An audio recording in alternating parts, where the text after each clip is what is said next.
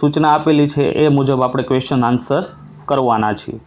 તો read the stanza and answer the questions. River spelling river on your route through rough and smooth. અહીંયા આપણને stanza આપેલું છે અને એમના આધારિત ક્વેશ્ચન્સ કરેલા છે કે how does the river flow over the rocks. તો the river flows louder, faster, brawling and leaping over the rocks. How does the river flow by the rose banks. તો river is sweeping by the rose banks. To whom is the river compared? તો river is compared to a careless youth.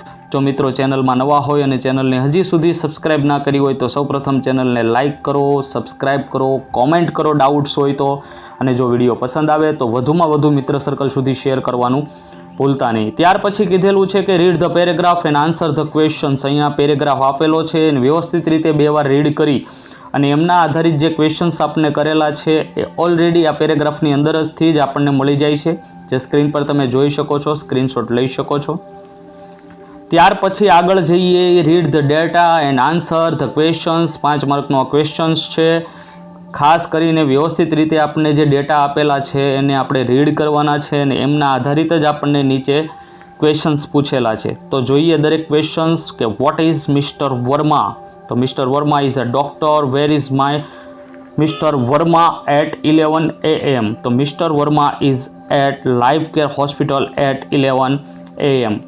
ત્યાર પછીના questions તમે જોઈ શકો છો. ત્યાર પછી read the conversations and answer the questions. આ પણ 5 માર્કનું છે.